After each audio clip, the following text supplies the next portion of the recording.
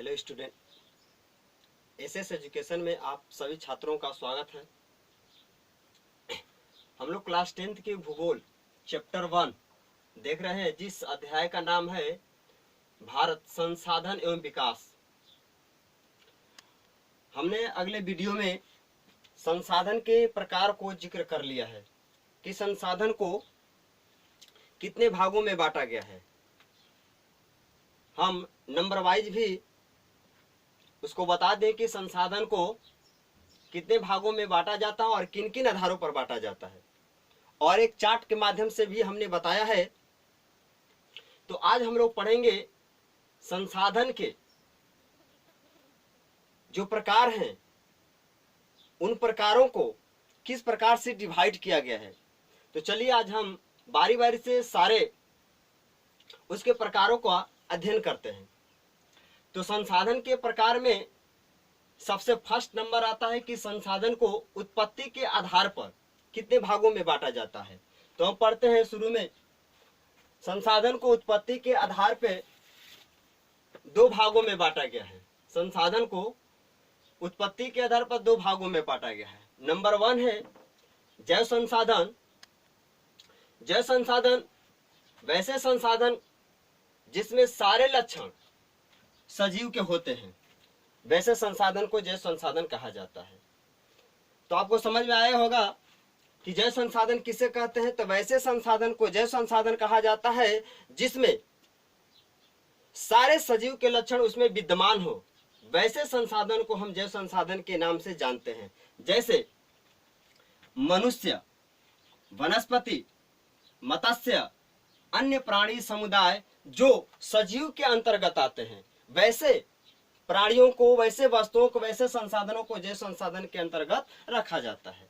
Number 2 है अजैव संसाधन। अजैव संसाधन किसे कहते हैं? वैसे संसाधन जिसमें सजीव के लक्षण न पाए जाते हों। अजैव संसाधन किसे कहते हैं? वैसे लक्षण, वैसे संसाधन जिसमें सजीव के लक्षण नहीं पाए जाते हैं, वैसे संसाधन को हम अजैव संसाधन कह सकते हैं। दूसरी भाषा में हम कह सकते हैं निर्जीवों का समूह। निर्जीव का जो समूह होता है, निर्जीव के समूह, निर्जीव के समूह को हम अजैव संसाधन भी कह सकते हैं। चलिए देखते हैं। जैसे चट्टान। चट्टान क्या सजीव है? नहीं, सजीव नहीं है, इसलिए हम इसे अजैव संसाधन कह सकते हैं। धातु भी निर्जीव है, इसलिए हम अजैव संसाधन कह सकते हैं। खनिज भी निर्जीव है, इसलिए अजैव संसाधन कह सकते हैं। तो इस प्रकार से जिसमें जीवों का लक्षण न पाया जाता हो, सजीवों का लक्षण न पाया जाता हो, वैसे संसाधन को अजैव संसाधन कहा जाता। नंबर 2 है संसाधन को उपयुक्तता के आधार पर या समाप्यता, लिमिटेड। आप इसको नाम से ही पता कर सकते हैं, लिमिटेड, समाप्यता, उपयुक्तता। इसको 3 नामों से जाना जाता है और इसको संसाधन, इसके आधार पर संसाधन को 2 भागों में बांटा गया है। नंबर 1 है नवीकरणीय संसाधन। नवीकरणीय संसाधन किसे कहते हैं?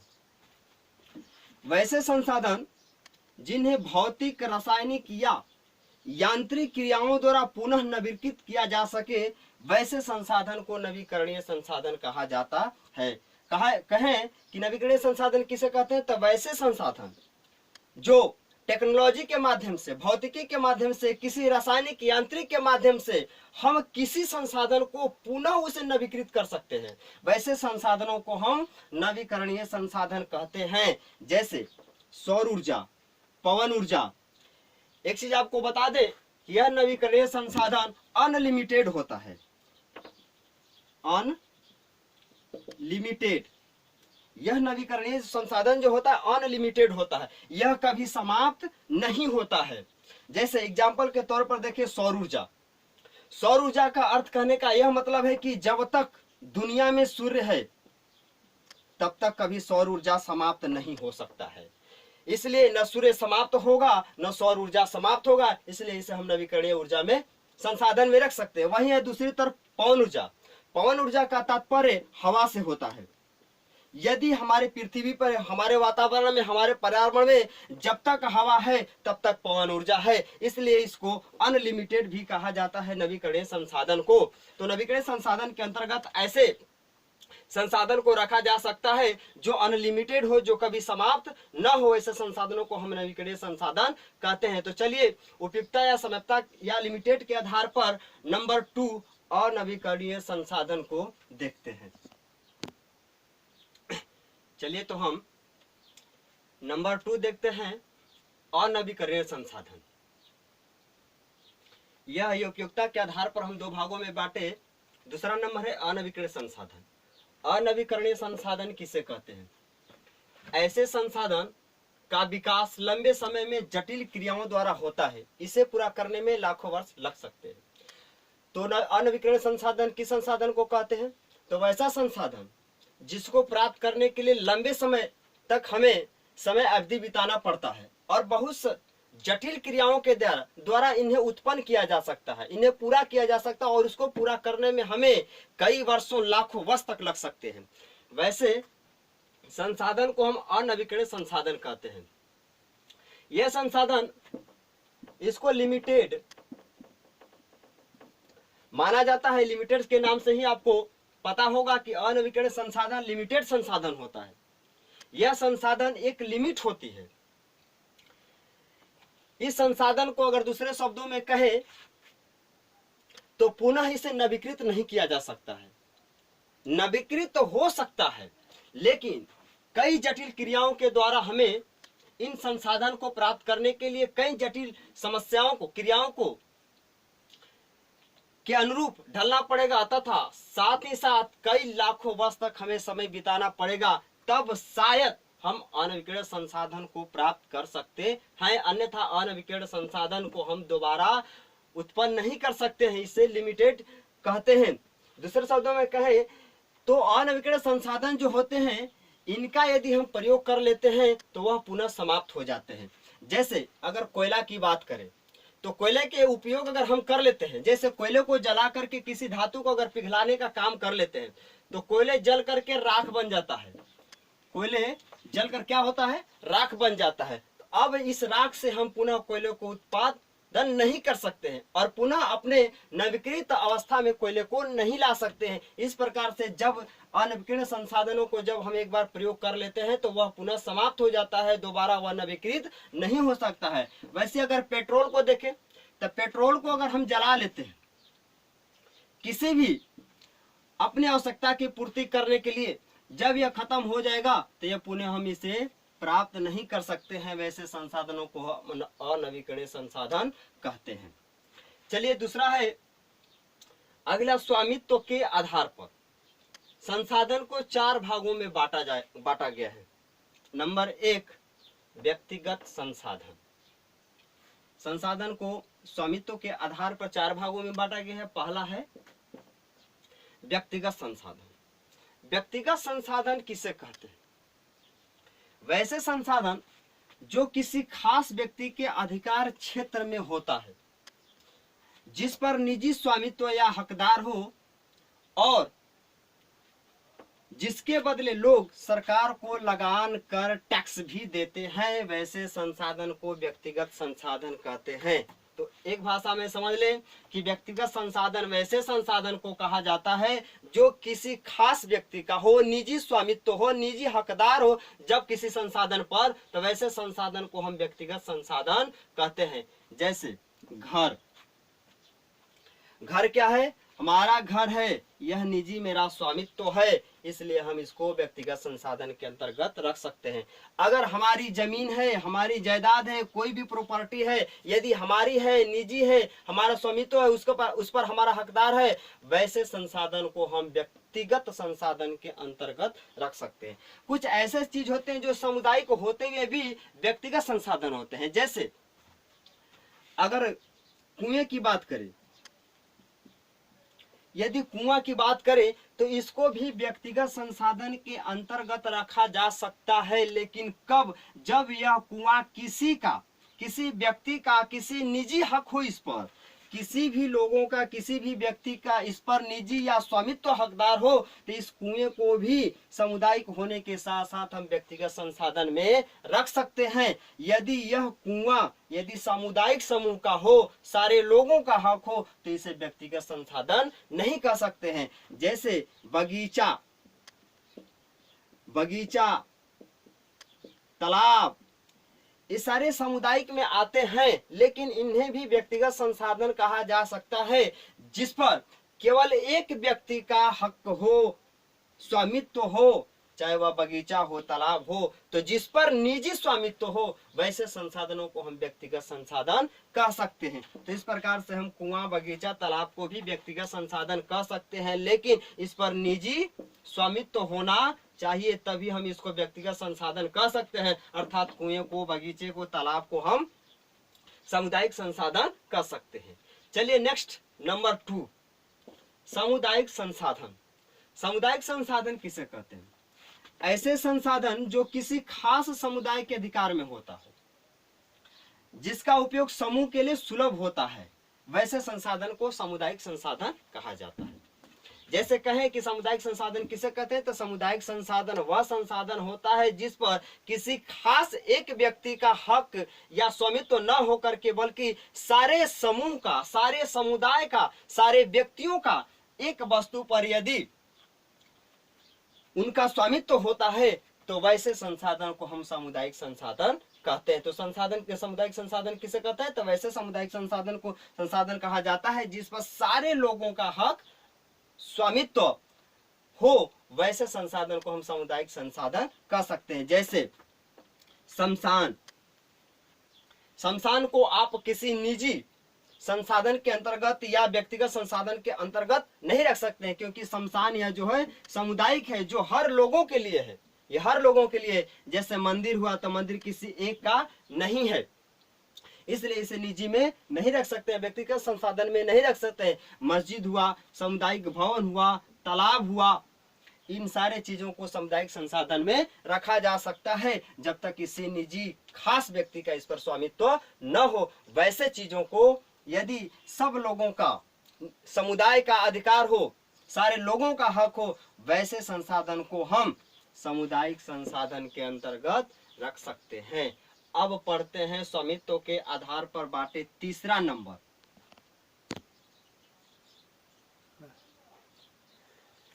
तीसरा नंबर देखते हैं।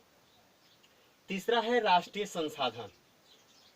राष्ट्रीय संसाधन किसे कहते हैं? देश या राष्ट्र के अंतर्गत सभी उपलब्ध संसाधन राष्ट्रीय संसाधन होते हैं, उस पर देश की सरकार का वैधानिक हक होता है।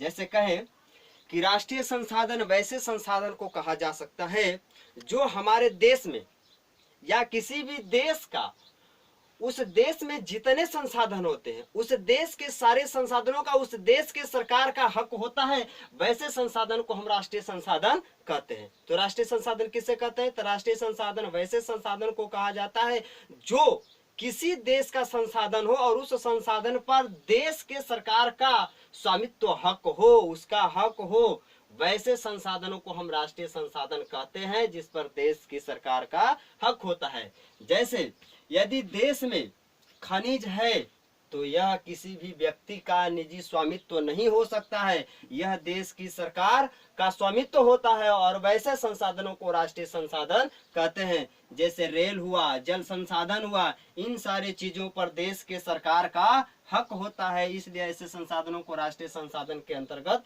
रखा जा सकता है। कहें कि देश के अंदर कोई भी संसाधन हो और उस संसाधन को देश की सरकार का स्वामित्व हक होता है, उसे राष्ट्रीय संसाधन कहते हैं। राष्ट्रीय संसाधन के अंतर्गत एक संसाधन और होता है, वह संसाधन देश के निजी जो स्वामित्व होता है, जो व्यक्तिगत संसाधन होता है, वैसे संसाधनों को भी राष्ट्रीय संसाधन के अंतर्गत रखा जा सकता है। जैसे कहें कि यदि आपका घर है तो घर को तो हमने पढ़ा दिया है कि घर को व्यक्तिगत संसाधन के अंतर्गत रखा जाता है, लेकिन एक टर्म में इसे राष्ट्रीय संसाधन के अंतर्गत भी रखा जा सकता है। जैसे कहें यदि यह आपका घर है और घर के जमीन के अंदर यदि तेल की खाने मिलती है तो आपको यह पता चलेगा कि अरे यार हमारे घर के अंदर तेल की खाने मिल गई, मैं तो मालामाल हो गया। ऐसा नहीं हो सकता। जब तक सरकार को यदि पता नहीं हो पाता है कि आपके घर में तेल है और जब तक सरकार को पता नहीं है तब तक आप मालामाल हो सकते हैं। लेकिन जैसे ही सरकार को इस तेल का पता चलेगा, इस तेल पर देश के सरकार का हक हो जाएगा और वह जमीन जो है देश की जो सरकार है वह अपने अंदर कर सकती है और उस पर अपना स्वामित्व जमा सकती है और वैसे क्षेत्र को भी वह राष्ट्रीय संसाधन के अंतर्गत रखा जा सकता है। तो इस तरीके के ऐसे संसाधनों को भी राष्ट्रीय संसाधन के अंतर्गत रखा जा सकता है जिस पर आपका व्यक्तित्व स्वामित्व भी हो। चलिए नंबर 2, दूसरा नंबर है अर्थात चौथा, अंतरराष्ट्रीय संसाधन। अंतरराष्ट्रीय संसाधन किसे कहते हैं? ऐसे संसाधन का नियंत्रण अंतरराष्ट्रीय संस्था करती है। अंतरराष्ट्रीय संसाधन वह संसाधन होता है जिस पर किसी देश का नहीं, किसी व्यक्ति का नहीं, उस पर अंतरराष्ट्रीय संस्था का हक होता है, स्वामित्व होता है। वैसे संसाधन को अंतरराष्ट्रीय संसाधन कहा जा सकता है। यह तट रेखा से 200 किलोमीटर की दूरी छोड़कर खुले महासागरीय संसाधनों को किसी देश का आधिपत्य नहीं होता है, वैसे संसाधनों को अंतरराष्ट्रीय संसाधन कहते हैं। तो समझ लीजिए कि अंतरराष्ट्रीय संसाधन किसे कहते हैं।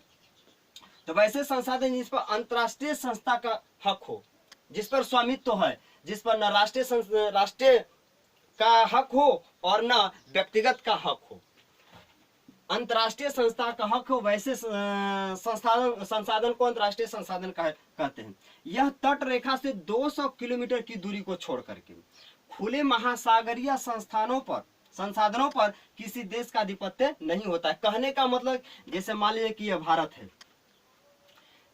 है और यहाँ महासागरीय है, यहाँ महासागर है और महासागर से 200 किलोमीटर दूर, महासागर से यह भारत है और भारत के महासागर से 200 किलोमीटर दूर पर अगर कोई खनिज है या कोई भी संसाधन हो, चाहे खनिज हो, तेल हो, कोई पेट्रोल हो, कोई भी या धातु हो, कोई भी संसाधन हो, यदि भारत के महासागरीय से 200 किलोमीटर तट रेखा से यदि दूर है तो 200 किलोमीटर के अंदर यदि वह खनिज पाया जाता है तो उस पर देश का हक होता है, उस पर देश का स्वामित्व होता है। लेकिन वही खनिज जब महासागरीय से 200 किलोमीटर की दूर जब हो जाता है तो उस पर अंतरराष्ट्रीय संस्था का हक हो जाता है। वैसे चीजों पर राष्ट्रीय देश का हक नहीं होता है। इसलिए महासागरीय से 200 किलोमीटर की दूर पर उपस्थित यदि कोई भी संसाधन है तो उस संसाधन पर अंतरराष्ट्रीय संस्था काम करती है। वैसे संसाधन को हम अंतरराष्ट्रीय संसाधन के अंतर्गत रखते हैं। तो चलिए नेक्स्ट देखते हैं संसाधन के प्रकार जो हैं उसको। चलिए देखते हैं विकास की स्थिति के आधार पर संसाधन को 4 भागों में बांटा गया है। संसाधन को 4 भागों में बांटा गया है। नंबर 1, संभावी संसाधन। संभावी संसाधन किसे कहते हैं? ऐसे संसाधन जो किसी क्षेत्र विशेष में मौजूद होते हैं, जिसे उपयोग में लाए जाने की संभावना रहती है, इसका उपयोग लेकिन अभी तक किया नहीं गया है। संभावी संसाधन किसे कहते हैं? तो संभावी संसाधन वैसे संसाधन को कहा जाता है जैसे हमको पता हो कि किसी विशेष क्षेत्र में वह संसाधन उपलब्ध हो जो हमारे जीवन के लिए काम आ सके, लेकिन उसका उपयोग संभावना की जा सकती है कि यहाँ पे वो संसाधन उपलब्ध है और वह हमारे आने वाले समय में वह काम आ सकती है और इसका उपयोग लेकिन अब तक नहीं किया गया है। जैसे कहे कि हिमालयी क्षेत्र के खनिज संभावी संसाधन वैसे संसाधन होते हैं जो किसी क्षेत्र विशेष में मौजूद होते हैं, वह हमारे आने वाले भविष्य के लिए काम आ सकते हैं, लेकिन उसका अभी तक उपयोग नहीं किया जा चुका है। जैसे हिमालयी क्षेत्र की खनिज की अगर बात करें तो हिमालयी क्षेत्र की खनिज की अगर बात करें तो हिमालय के अंदर इतना ज्यादा गर्त है, गहराई है कि हम किसी टेक्नोलॉजी के अभाव में हम इस हिमालयी क्षेत्र के खनिज का प्रबंध नहीं कर सकते हैं।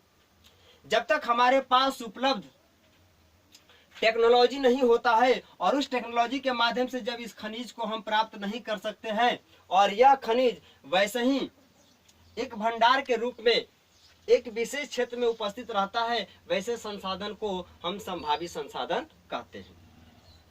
ऐसे संसाधनों को निकालना बहुत दुर्गम होता है और साथ ही साथ इसके लिए हमेशा हमें एक हायर टेक्नोलॉजी की जरूरत होती है। जब तक हायर टेक्नोलॉजी और सुलभ रास्ता ना हो तब तक ऐसे खनिजों और ऐसे संसाधनों का उपयोग हम नहीं कर सकते हैं। वैसे संसाधनों को हम संभावित संसाधन के अंतर्गत रखते हैं। नंबर 2 है विकसित संसाधन। विकसित संसाधन को लिमिट संसाधन भी कहा जाता है। लिमिट संसाधन के नाम से भी जानते हैं। चलिए, तो विकसित संसाधन किसे कहते हैं? वे संसाधन जिनका सर्वे किया जा चुका है, वे संसाधन जिनका सर्वे किया जा चुका है और उनका उपयोग की मात्रा निर्धारित की जा चुकी है। तो विकसित संसाधन वैसे संसाधन को कहा जा सकता है जो किसी जमीन के अंदर या कहीं किसी स्थान पर यदि कोई संसाधन है और उसका सर्वे किया जा चुका है। सर्वे का मतलब कि उस संसाधन को सर्वे करने का अर्थ यह है कि उस संसाधन को यह पता लगाया जा चुका है, सर्वे कर दिया जा चुका है कि वह संसाधन हमारे भविष्य में लिमिट तक है, उसका प्रयोग लिमिट तक है। जैसे कहें पेट्रोल जो है, इसका सर्वे कर दिया जा चुका है कि पेट्रोल इस धरती के अंदर है, समुद्र के अंदर है, खनिज है। तो इसका सर्वे कर दिया जा चुका है कि हमारे आने वाले भविष्य में यह इतने दिनों तक पेट्रोल रह सकता है। इस तरीके से विकसित संसाधन को इसके अंतर्गत रखा जा सकता है। तो इसलिए इसे लिमिट संसाधन भी माना जाता है कि यह केवल 2 साल, 4 साल, 1 साल, 10 दिन, 20 दिन या 20 साल तक यह बस हमारे जीवन के लिए कार्य हो सकता है। उस तरीके से हम लोग अपने जीवन में इसका खर्च करते हैं। वैसे संसाधन को हम विकसित संसाधन के नाम से जानते हैं। विकास की स्थिति के आधार पर नंबर 3 है भंडार संसाधन। भंडार संसाधन किसे कहते हैं? ऐसे संसाधन पर्यावरण में उपलब्ध होते हैं तथा मानवीय आवश्यकताओं की भी पूर्ति करने में सक्षम होते हैं, लेकिन प्रौद्योगिकी के अभाव में इसका प्रयोग करना पहुंच से बाहर है। भंडार संसाधन किसे कहते हैं? भंडार संसाधन के अर्थ से आपको पता होगा कि भंडार संसाधन किसे कहते हैं। तो भंडार संसाधन इसे कहते हैं, भंडार संसाधन वैसे संसाधन को कहा जाता है जो हमारे पर्यावरण में उपलब्ध हो और वह ऐसा पता लगाया भी जा सकता है कि हमारे मानवीय आवश्यकताओं को भी पूर्ति करने में सक्षम है, लेकिन हम उसका प्रयोग अपने मानवीय आवश्यकताओं की पूर्ति के लिए नहीं कर पाते हैं। कारण क्या है कि प्रौद्योगिकी का अभाव, टेक्नोलॉजी का अभाव। जब तक हम हायर टेक्नोलॉजी का प्रयोग करके, उच्च प्रौद्योगिकी का प्रयोग करके भंडार संसाधन को नहीं निकालते हैं, तब तक यह हमारे लिए यह सक्षम नहीं होता है, हमारे लिए पहुंच से बाहर होता है। ऐसे संसाधन एक भंडार के रूप में रह जाते हैं। जब तक हायर टेक्नोलॉजी का प्रयोग नहीं होता है, वह संसाधन जो होता है एक भंडार के रूप में वहीं पर रह जाता है। वैसे संसाधनों को हम भंडार संसाधन के अंतर्गत रखते हैं। जैसे एग्जाम्पल के तौर पर देखें, जल जो है 2 ज्वलनशील गैसों से मिलकर के बना है, जैसे H+O2, हाइड्रोजन प्लस ऑक्सीजन। हम जानते हैं कि जल से बहुत सारे कार्यों को हम कर सकते हैं। जैसे काफी मात्रा में हम विद्युत का उत्पादन कर सकते हैं। काफी मात्रा में हम विद्युत का उत्पादन कर सकते हैं। विद्युत का उत्पादन करने के लिए हमें जल की अहम भूमिका होती है। तो विद्युत का उत्पादन करने के लिए हमारे पास जल है, हमारे पर्यावरण में उपलब्ध है, यह हमारे मानवीय आवश्यकताओं को भी पूर्ति कर सकता है। ऐसा हमको पता चलता है कि जल है तो पर्यावरण में है और यह हमारी मानवीय आवश्यकताओं को पूर्ति किया जा सकता है और जल के माध्यम से हम विद्युत को उपज कर सकते हैं। लेकिन कारण होता है कि हमारे पास हायर टेक्नोलॉजी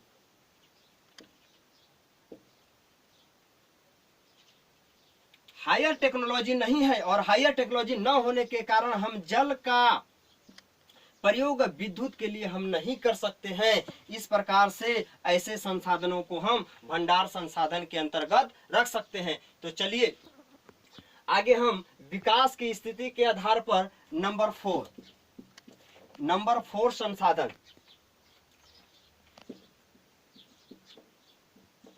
संचित संसाधन। तो चलिए हम संचित संसाधन को देखते हैं।